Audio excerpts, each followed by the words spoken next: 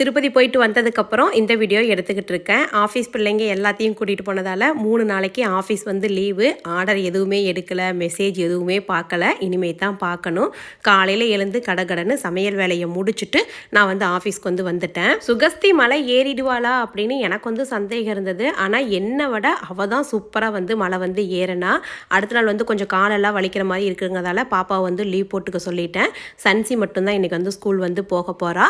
Office பிள்ளைங்கள்லாம் 9 மணிக்கு தான் வருவாங்க. எனக்கு ஒரு 8 மணிக்கு பொழுது சமையல் வேலை எல்லாமே முடிஞ்சிருச்சு. சரி, நான் வந்து ஆஃபீஸை ஓப்பன் பண்ணி கொஞ்சம் ஆர்டரெல்லாம் எடுத்து பிரிண்ட் அவுட் எடுத்துக்கிட்டு இருந்தோம்னா அவங்க வந்து ஜாயின் பண்ணிக்கிறதுக்கு சரியாக இருக்கும் அப்படிங்கிறதால நான் வந்து கிளம்பி வந்துட்டேன். திருப்பதி எல்லாம் போயிட்டு வந்துட்டீங்க, 10 லட்சம் சப்ஸ்கிரைபரும் வந்துட்டாங்க. ரொம்ப சந்தோஷம். ஆஃபர் எங்களுக்கு கொடுங்க, நிறைய பேர் கேட்டிருந்தீங்க. ஆஃபர் கொடுத்துர்லாங்க.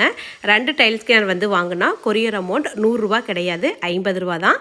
நீங்கள் 50 ரூபா கொரியர் அமௌண்ட்லேயே 2 டைல் ஸ்கேனர் வந்து வாங்கிக்கலாம். இந்த ஆஃபர் நம்ம வெப்சைட்டில் அவைலபிளாக இருக்குது. டேரெக்டாக வெப்சைட்டில் லாகின் பண்ணி ஆர்டர் பண்ணுங்க. நான் ஃபஸ்ட்டு ஆஃபீஸ்க்கு வந்தாலும் பிள்ளைங்க ஃபஸ்ட்டு ஆஃபீஸ்க்கு வந்தாலும் சாமி கும்பிட்டு சாமி போட்டாக்கு விளக்கெல்லாம் பற்றி வச்சு பூ வச்சு கும்பிட்டு அதுக்கப்புறம் தான் வேலையை வந்து ஸ்டார்ட் பண்ணுவோம். சுகஸ்தி வராதனால சன்சி அவளே சைக்கிளில் வந்து ஸ்கூல் போகிறேன்ட்டு மேடம் வந்து கிளம்பியாச்சு.